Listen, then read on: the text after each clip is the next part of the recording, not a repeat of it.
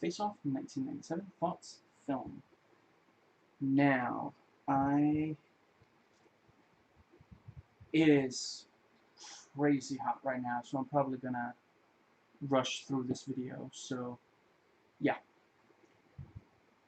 If you don't care about these disclaimers, I try to keep them short and relevant, bring them around what you area. You can skip right ahead to the section in the description box if you want to watch. Now, this video contains spoilers for this, basically not for anything else. I might reference, for example, Mission Impossible 2, I rewatched it yesterday for reference. If I spoil anything other than this movie, I'm gonna let you know beforehand and like hold up a finger so you can skip, mute and skip ahead.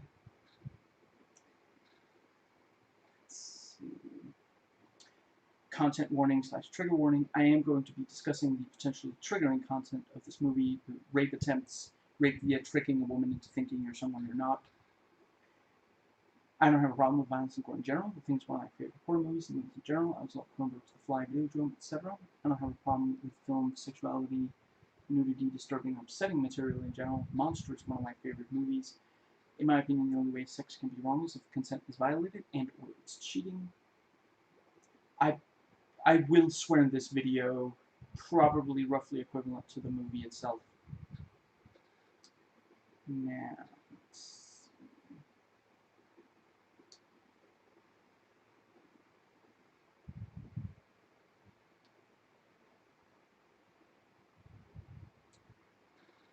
the following is a short list supplied by the IMDb More Like This list of movies that are similar to this, and I might compare this to some of them. Con Air, which I love. The Rock, which I remember as being fine. Speed, which is good. Let's see. And Armageddon, which I loathe. It's also been compared to 60 Seconds and National Treasure. I haven't watched those movies. This video is not a review, it's a series of, well, thoughts. Some of this analysis, some of this MST3K riff tracks and other jokes. Thoughts I had while watching in chronological order, as well as before watching, separated into the first two sections. Time codes in the description box. I'm not even 100% certain I'm going to do the final section, but just in case. If I do it, I get into stuff that I think is worthwhile to get into on Rotten Tomatoes, Metacritic, IMDb, and Wikipedia before recording this vlog. I read all of it except the user reviews on IMDb, but I have forgotten some of it since I prepare for these weeks ahead, sometimes a month or more. If you're not interested in the contents of all three sections, I invite you to only watch the ones you are interested in. I'm not currently planning on doing, if I do a spoiler-free review of this movie, it's not going to be anytime soon.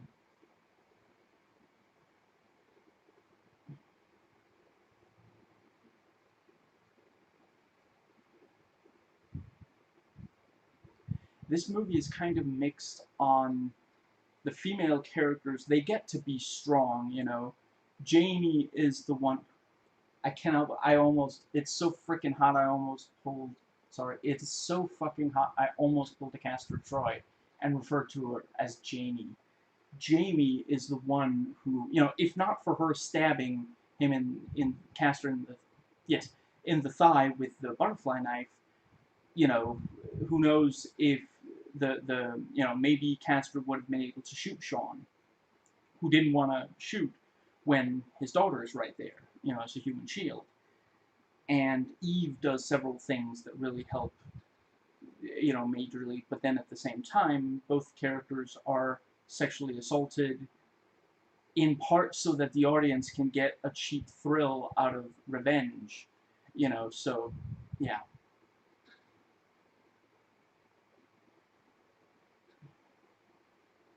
I first watched this in the year 2004, possibly before. That's certainly when I first reviewed it in text, and have watched it many times since, before now watching it today, right before now vlogging about it.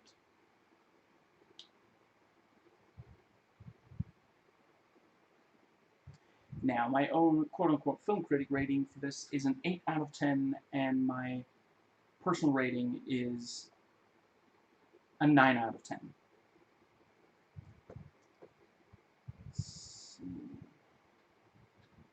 That brings us to... Oh, The first section,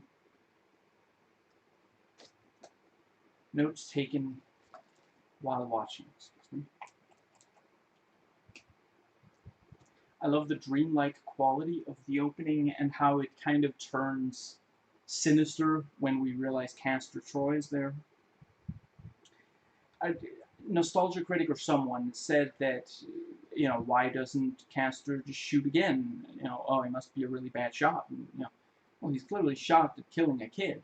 That's basically that seems like it's basically his only boundary. The only time he really seems to hesitate when killing someone, at the death of someone he isn't allied with, or the like. I mean, yeah, even his former allies like Dietrich, he's fine with, yeah. Really, the only two times we see him really upset that someone is dead is Mike at the very start and Pollux. I love the intercutting between Sean trying to find Castor and Castor setting up the bomb.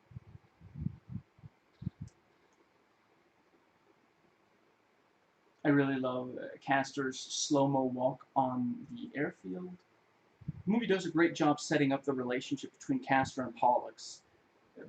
Troy. Castor is very protective of Pollux, and Pollux feels kind of embarrassed by it. I really love that basically the first three things Tito says to Sean are just slightly different variants of "God damn it, Sean, don't do that."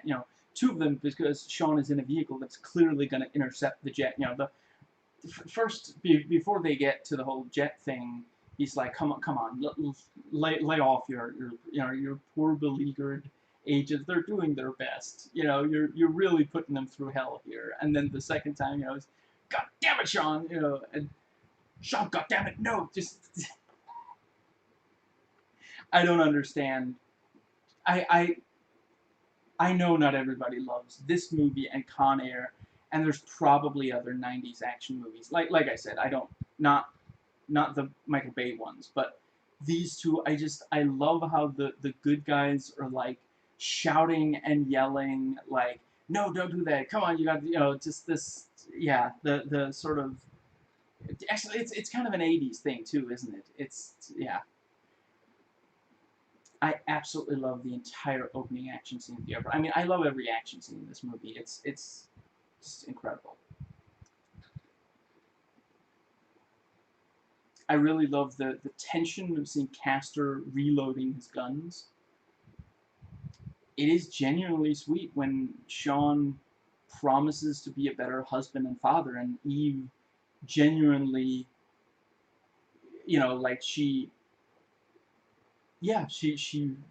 believes him, and at the end of the movie, he can actually prove to her that he is serious. Now that Castor for sure is gone.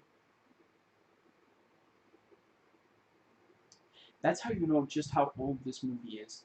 The bad guy has his plan on a floppy disk, and the FBI agent has a reader for it at his personal computer. There are, the bad guys in this movie are really the kind you love to hate. Castor, Pollux, Dietrich, although he, gets some humanization, in not long before he dies, but really, and what's his name? John Carroll Lynch, the guard at Erewhon, the guy in charge of Erewhon. I have to wonder if the reason Castor left Sasha was because Adam was reminding him of Mike, and he couldn't deal with it. Oh God, you're keeping him alive. Yeah, the that it's very telling how differently white guys who do really bad things get treated by law enforcement when compared to black guys who didn't frequently didn't even do anything wrong. I'm still holding out hope that the as I record this, the George Floyd protests are still going on. I still really hope that something will come of those protests, but I don't know. I hope it will. I'm not gonna jinx it. Back to the movie. I don't know why, but I love that Dietrich is introduced by the back of his bald head. Like, it rests on it for several seconds. Like, if you're, it's there for so long that you start to feel like, eating an orange or something. Just the nice close up. Like, imagine watching this in theaters, just this huge screen completely filled with the back of this guy's head. Just yeah. Sean threatening Dietrich has a bit of a Dark Knight vibe to it. Where's the bomb? Where is it? I mean, dude he doesn't just like put the gun to his forehead. He like sticks it in his eye socket. Yes, just.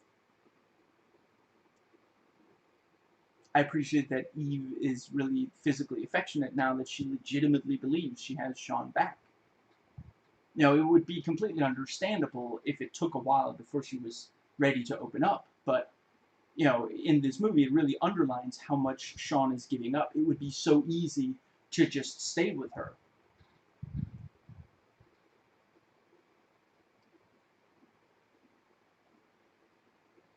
This is a suicide mission. This is some kind of suicide mission. Some action movies are really unnecessarily violent and gory. For other movies, that kind of thing does work, but I appreciate that here they hardly show the faceless heads at all. I don't think it would have worked with the tone of the movie. It is gloriously ridiculous that they would be cutting their hair, with the surgery stuff going on. Like they don't even wait to use that laser thing to heal to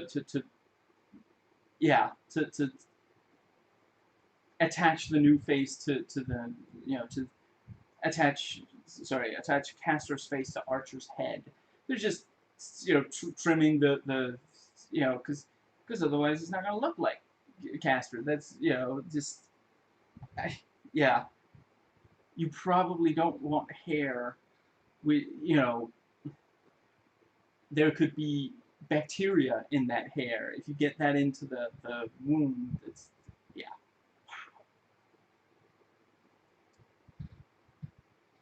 I really like. I love John Carroll Lynch in movies. So intense, sinister. Honestly, my headcanon is that Thomas Jane is already the Punisher undercover. He's biding his time in this movie. Great physical fight in prison. The audience realize, as Sean is like shouting, "I'm Castor Troy, yeah." The audience realizes Sean is really hard hit by having to pretend to be Castor, but honestly, everybody else probably thinks, well, Castor is crazy. We've known that for a long time, and they do address it. They're, he, Sean tells Pollux, if the other guys realize that I'm not 100, that my brain is so fried, we're gonna, we're both dead. So, Castor crying and realizing his face has been cut off is horrifying sound. He sounds like some kind of animal being harmed or possibly giving birth or something. Just I really love the door opening and Sean seeing Castor wearing his face. I appreciate that we don't actually see the three of them burnt to death. We see enough to realize that's what's going to happen. It really cracks me up when Castor drives past Sean's house, and then as the bang and and Eve makes a joke about it was just a matter of time before you forgot.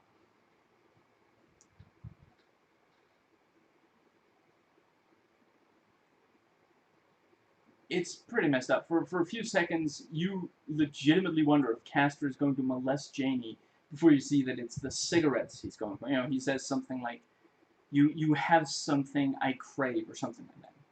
I love the James Brown music fading when it cuts to Sean in prison. It's really fun when Victor chews out Castor. Castor knows he can't do a damn thing about it, at least not right now. And he is not used to people chewing him out. He's used to being the guy in charge.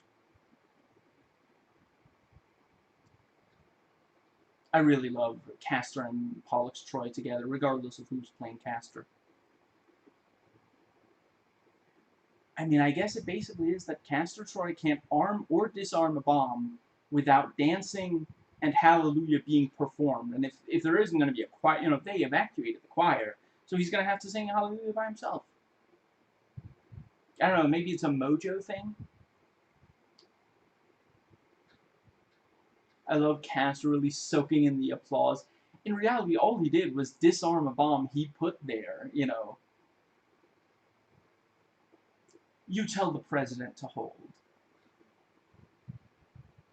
For a second there, Castor thinks that they know about the face transplant, when in reality it was just a joke about him having a stick up his ass. Then I said to the president, get this. And Castor and Eve kiss, and it again goes to Sean in prison. Excellent contrast. I love Sean getting a cigarette, and honestly, other than the fact that it ends up getting him out of prison, it actually works as a decent anti-smoking PSA. Now, like, think about it. Is like, he's like, oh man, I gotta have a smoke. I've been smoking for so long. Now it's been a long time since last time I smoked. Oh, that guard's having a smoke. He starts by walking up and saying, give me a smoke, and the guy says, get back in line. And then he hits him and grabs a smoke. Like, that's a, yeah, if you start smoking, you're gonna end up in prison, and then you're gonna end up beating up guards for cigarettes.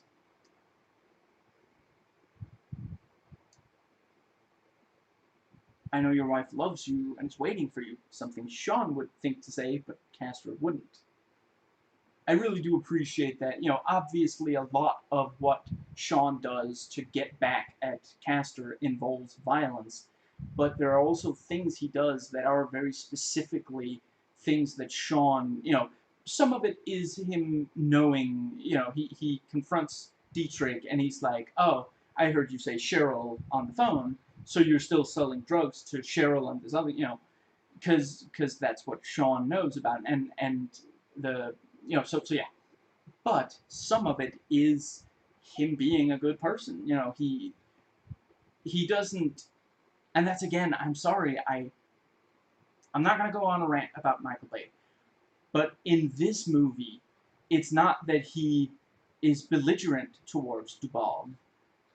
He appeals to his humanity and his love for his wife. Think about how many people would say, he's a convict. Of course he doesn't care about his family. If he did, he wouldn't have done something wrong to begin with. When that's a reductive view of it. But Sean knows. He doesn't even know the I don't think he even knew who Dubov was before yeah. But he appeals to the by thinking, well, yeah, and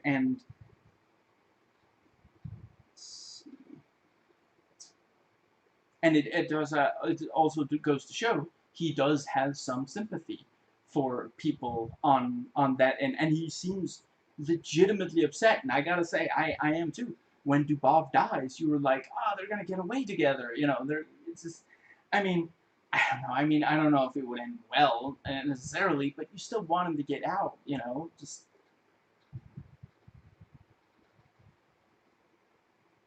Must be uncomfortable for Archer running around the city without shoes, but then I don't exactly blame him for not wearing the metal shoes. Or the magnet shoes? Were they magnets or were they metal? And that the floor was magnets? I forget. And we immediately see that Dietrich's place has these big windows that later, the SWAT people shoot through. And doesn't at least one of them swing in through it, or I forget. I love the way Sean is welcomed into, Dietrich's place, completely weirded out by being treated so well, especially by criminals. I mean, half of these people we saw him interrogate earlier. I saw someone say, maybe it was the IMDb Goose section, it doesn't make sense for the, yeah, they said, I'm not saying, they said, doesn't make sense for the two golden guns to be at Dietrich's place, since Castor used them at the start of the movie. he has more than one set. I would think he loves those guns.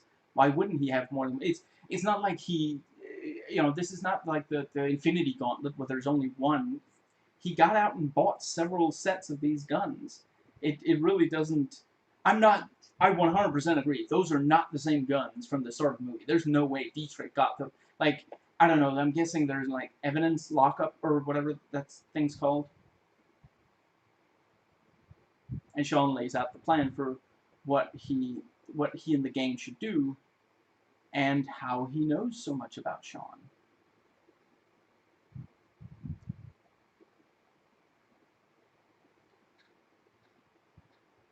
There's the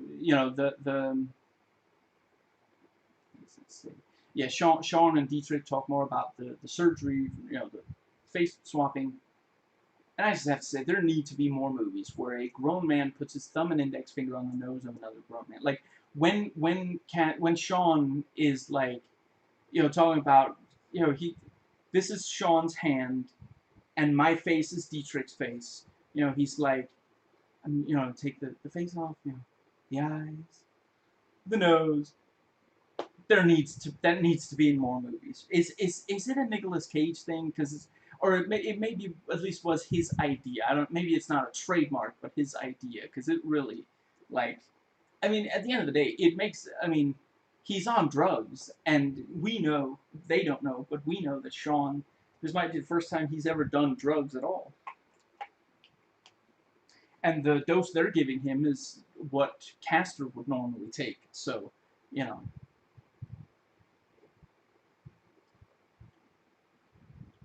Castor beating up Carl is what we wish could be done to every attempted rapist. That again, there are some other '90s action movies with similar, yeah.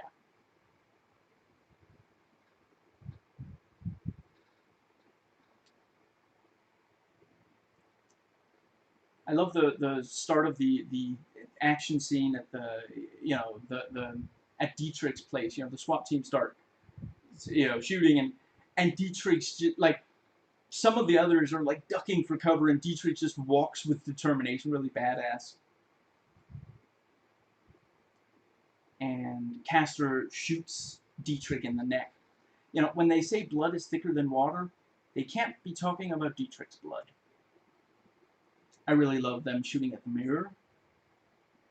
And Sean killed Pollux swinging across. I guess Nicolas Cage figured if he can't be Superman, he's gonna at least be Spider-Man. Castor literally considers suicide when Pollux dies. And Castor ties Pollux's laces after his death. Lazaro comes across as a hard ass, but really he does. His character makes a lot of sense. He's questioning. Yeah, I think part of it is that the first time we see him, or the first time we're told about him being, being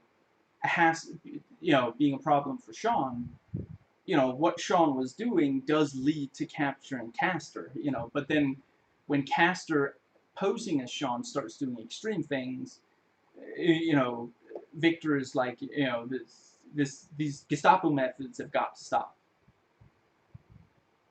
I do really appreciate that there are consequences to Castor's extreme tactics, his abuse of power as a government agent. Hypothetically, if the movie hadn't ended when it did, if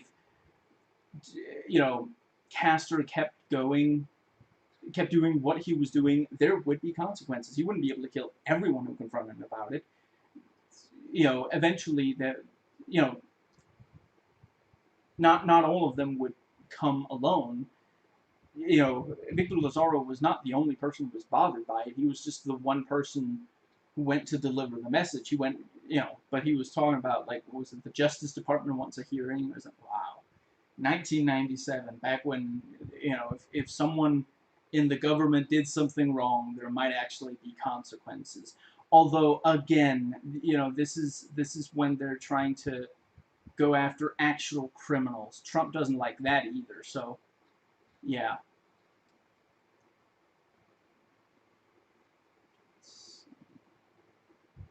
And Castor's talking to Eve, and he's like, I've got a confession to make. You're not going to like it. And for a second, you wonder, oh, is he really going to try to kill her too? Because that's exactly what he said to Victor before he killed him. Well, you're damn well gonna try. Let me take a look at that one before you bleed to death. Badass EU. I love the way they edited the shootout in the church. I do really appreciate that the moment that Castor actually touches Jamie in an overtly sexual way, it is immediately followed up by her stabbing him in the thigh with a butterfly knife. Every time someone sexually assaults Jamie, it's immediately followed up by violence against the person who assaulted her. You know, I for sure he was uncomfortably close to her earlier, and you know what he did was wrong, but it wasn't overtly sexual. It looked overtly sexual at first. Actually, I guess, you know, scratch that. The second time, then overtly sexual. Incredible stunt work in the climax. I mean, incredible stunt work in general in the movie. Really, the only caveat being that they aren't even trying to hide, you know, these stunt performers, you know, that it's not the actual actors. Although I think I saw someone say that that might be like, you know, John Woo's Chinese. That might be like a Chinese thing, that in Chinese movies they don't try to hide stunt performers because this is their big moment. You know, they want to make sure that, you know, you can tell, no, this is a stunt performer. Look at this crazy thing this stunt performer is doing. Isn't that impressive? You know, I can appreciate that. And Sean stabs Castor in the other leg. I like to think that if it had gone on for much longer, like two other characters would have stabbed him in, you know, each of his arms or something. I will never tire of Sean shouting the word "die" at Castor. It happens three separate scenes in the movie, and two of them are within like, I don't know, 5 or 10 minutes of each other. Sean, they're bringing the top surgical team from DC. You're gonna be okay. Say the goddamn words. Others have already pointed out how ridiculous it is that they just get to adopt Adam, and that Sean springs it on his daughter and wife, so I don't really have anything to add. This is sadly one of a number of Hollywood movies where the idea of a teenage girl being goth is treated as something that she just has to go through. It's a phase. It's not a legitimate identity. The end titles of the movie run over a song that contains the lyrics, "Don't lose your head." I mean, I guess they were saving "I Am My Own Worst Enemy" for Me, Myself, and Irene, so. Now, the movie is 2 hours and 9 minutes long without end credits, and 2 hours 13 and a half minutes long with them. Actually, that might be, this time I watched the special edition. I lost my old copy of the movie. I don't know how it happened either. I don't know. And it does say featuring all new bonus footage. So I gotta admit, it's been a few years. I didn't offhand notice anything really different about it, so it might be roughly the same. Second section, notes taken before watching.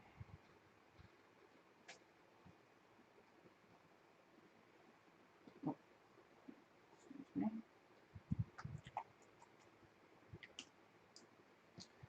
So, some other stuff by the people who made this that I've also watched.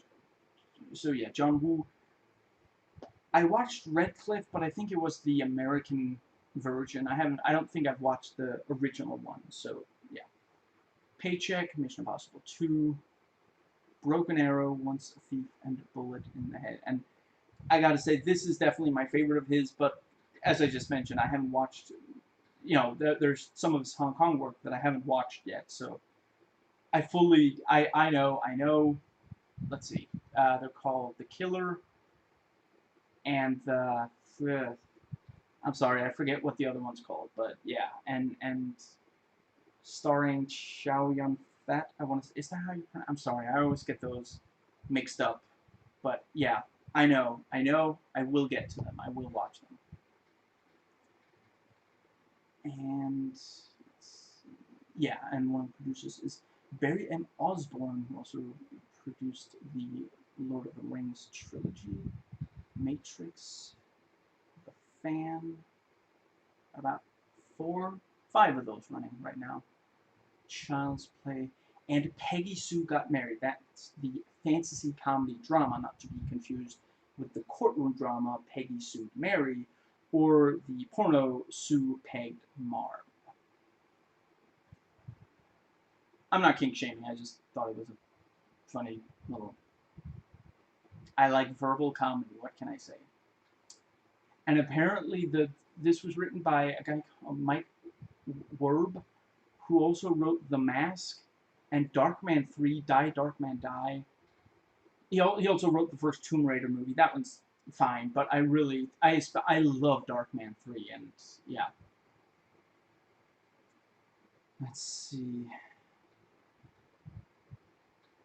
Yeah, I think I'm just going to skim through this. I don't have a lot to add about the other work that yeah. Okay, so others have already pointed out that it is not the most obvious solution to go with the face swap, and there's far safer options. They should have just offered Pollux a deal, maybe used truth serum on him. And sadly, there's actually an incredibly easy solution to this. They should, if they wanted to go with that, the way to do, an easy way to do it is if they wrote that, wait, it is way too hot today. And I haven't even said something. Oh, God. Fuck, it's hot. Okay, so, right. There's a really easy solution there's a easy way to write yourself out of why don't they offer him a deal or use truth serum. They should have written that they don't know exactly who the one other person who knows about the bomb is, but they do know that he's in Magnetic Boot Prison, Erewhon. And they figured that if he sees Castor walk into the prison, Archer as Castor will figure out who he is and then know who to get information out of. I don't know, I guess they just didn't think of that, but it is like you do have to really suspend your disbelief to take it. It is a pretty ridiculous concept, but once you do, it's an amazing movie. But I do think it would be that tiny little bit easier if it wasn't for the fact that they know exactly who to get the information out of. Yeah. Face Off and Con Air were basically my standards for what action movies should be able to deliver for many years. That amount and intensity of action, style, and melodrama. The movie goes into what it means to be a good husband and father, and it's one of the rare action movies, and sadly too rare American movies at all, that really cares about what women need from men and isn't judgmental about women's needs, contrasted with how bitter a movie like True Lies is about what women ask for from men.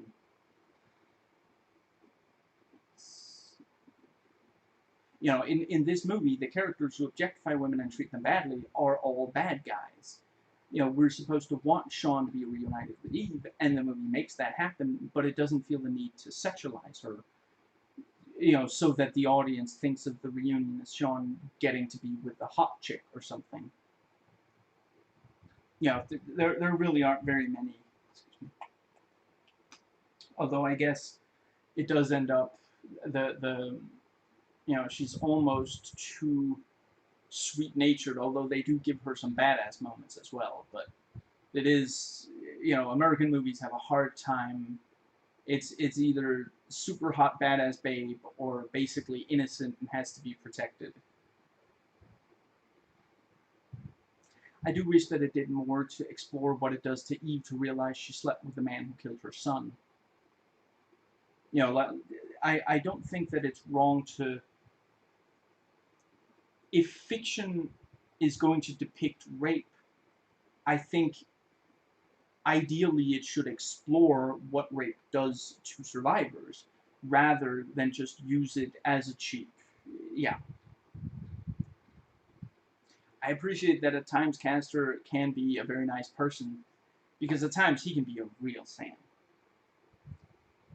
I really love that there's no shaky cam. The action's the action moves fast, but it is easy to follow.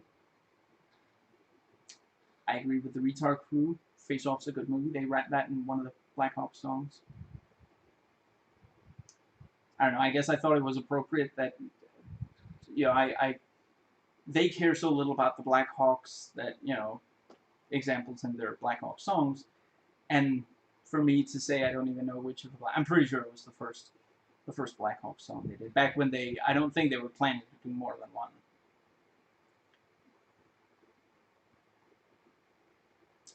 Now, some YouTube videos I watched.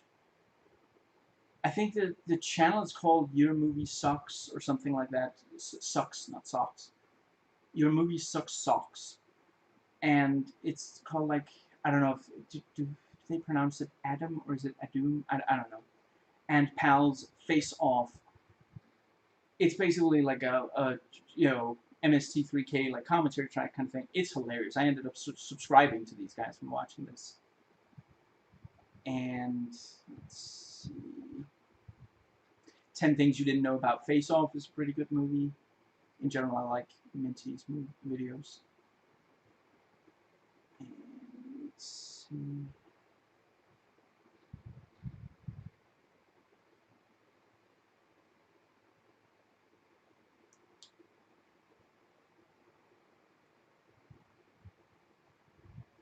And let's see.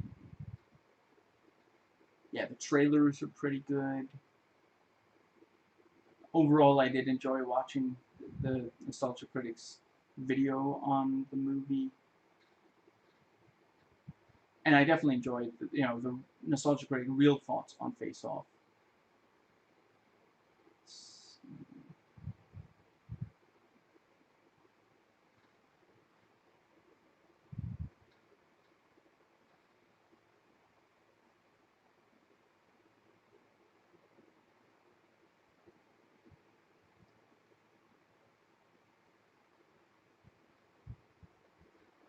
And yeah, the trailer has like the camera close on Archer talking about Castor, and the camera pans 360 degrees around, and it ends up with Castor's face instead of Archer. Castor's face on Archer's head, and if you watch it, when you watch it more than once, you can kind of tell where it goes from being, one actor's face to the other because their profiles are very different.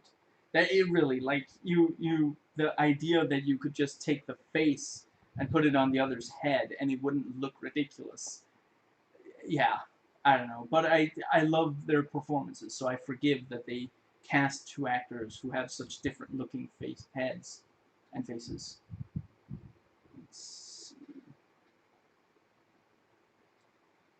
But yeah, the trailer has clips from a lot of the action scenes, showing some of the best moments without giving too much away. Okay, and there's this 1 minute thing on the DVD called Action Overload. It's basically a quick cut montage of every action scene in the film. I don't exactly know. I don't know. Anyway, let's see. Okay, so I think I'm gonna go ahead and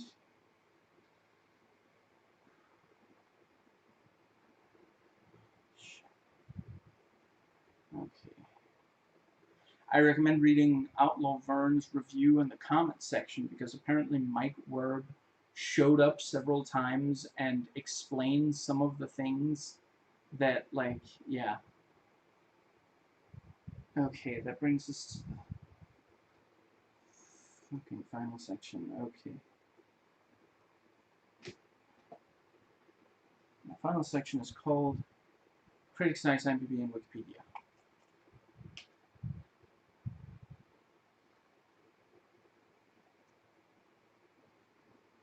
Okay, so let's see. There's 89 things I noted on. We're on number 24.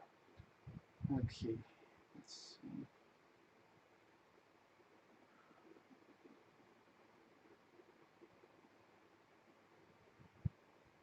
this is your action movie on drugs.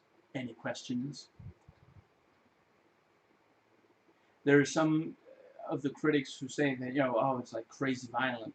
It's wild how much more violent movies have gotten that, like, to me, this doesn't register as all that violent compared to what's come since.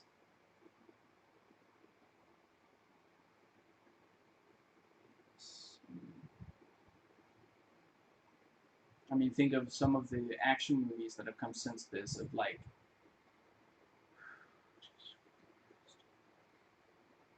Quentin Tarantino, Robert Rodriguez. Oh Christ. I don't know. I mean, certainly a lot of people are shot in this, and there's blood. A lot of the times the people are shot, but like, yeah, I recommend reading the critics' reviews. They're really good.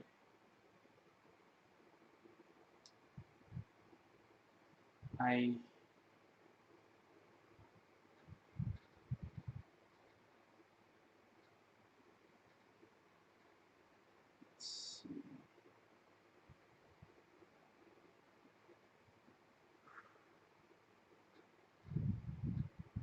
yeah, I reached the IMDb stuff. I'm gonna the 5 taglines.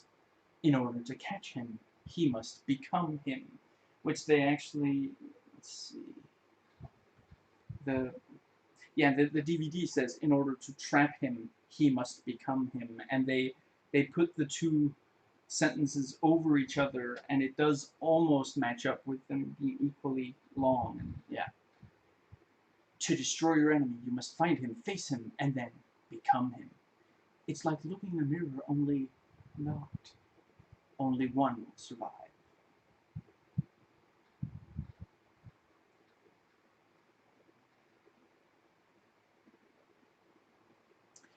And this is IMDb trivia. Originally, Nicolas Cage turned down the role of Castor Troy, citing a lack of interest in playing a villain. However, once he was told he would actually be playing the hero for a majority of the film, he quickly signed on.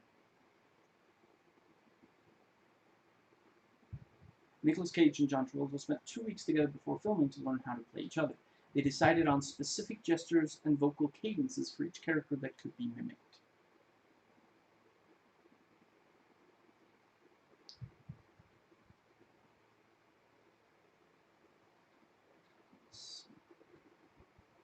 Hard-boiled, is that maybe the other? Anyway, the scene of Adam listening to Over the Rainbow on his portable headphones was John Woo's idea, not part of the original script. Paramount Pictures refused to finance the extra scene, and John Woo had to use his own money to make that happen. It was later paid back as the film turned out to be profitable. And apparently a similar scene can be seen in, I don't know if it's a spoiler for that movie, so a different movie I'm going to go with.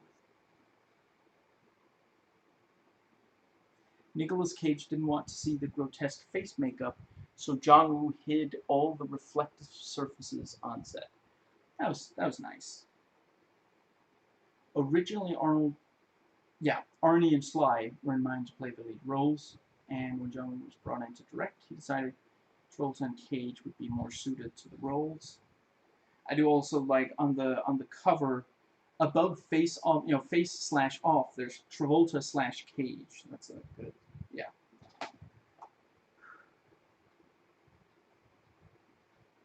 I mean, I guess I could see that. I really don't think that it would have the emotional resonance, which pains me to say because I maintain when Sly plays Rocky and when he plays Rambo, at least in the first Rocky. I don't remember about the later ones. He does really do a great job, especially in the first Rambo movie. Maybe not as much in the sequels. Anyway, and Arnie does sometimes give an incredible performance, such as when playing a Terminator, or I criticized it earlier, so I'll say a nice thing about it. True Lies, he does give a very good performance. Parts of that, Lindsay Ellis points out when he isn't talking, when it's just his face, he can give a pretty strong, yeah.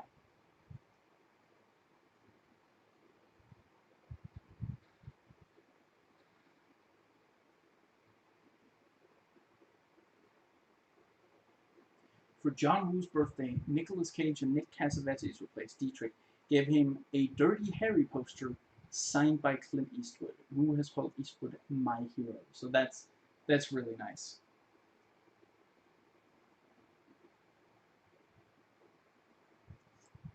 Co-screenwriter Mike Werb joked that the bomb had the longest lag time in movie history, just long enough to keep the plot going.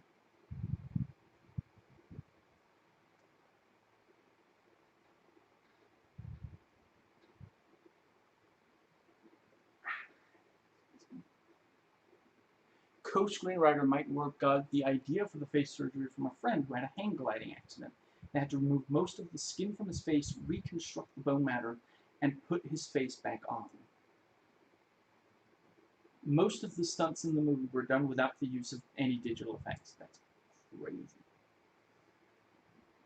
John Woo let Nick Cassavetes, Nick, who plays Dietrich, write a lot of his own lines for the movie. I think that worked out very well. I'm not entirely sure if I've seen him in much other stuff, but I've always loved him in this. And John Woo cast Gina Gershon based on her performance in Bound. I can completely see how, yeah. The studio wanted Archer and Sasha to sleep together, but the writers and John Woo argued against it. I'm really glad. I really don't think that would have. Yeah, but it doesn't surprise me that the studio. Yeah.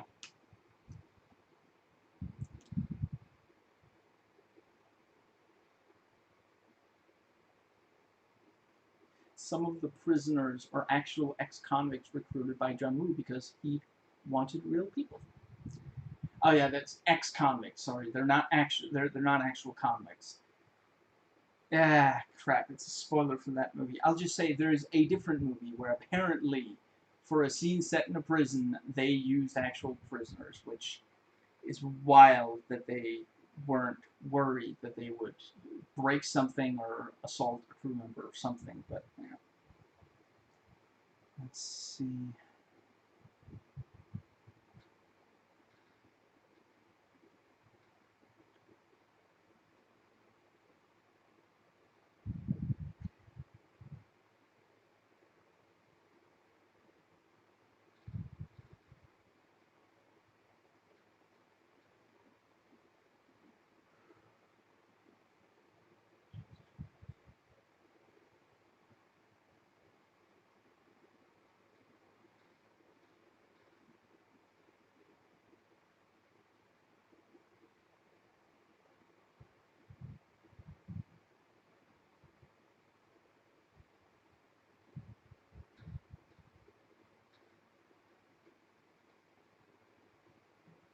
Sean Archer chokes Castro in the same manner that he previously choked Dietrich.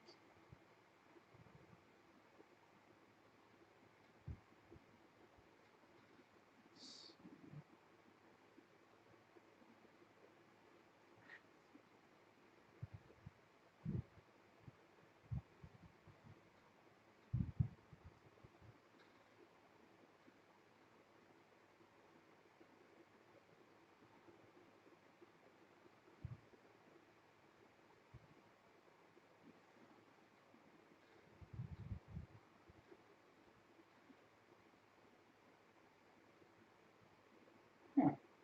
This says that the special edition DVD contains deleted scenes, especially an alternate ending where Sean looks in a mirror and it's Castor's face. That wasn't on my, even though mine is also called a special edition. Yeah. It doesn't matter. I don't need to see that ending. It sounds really stupid.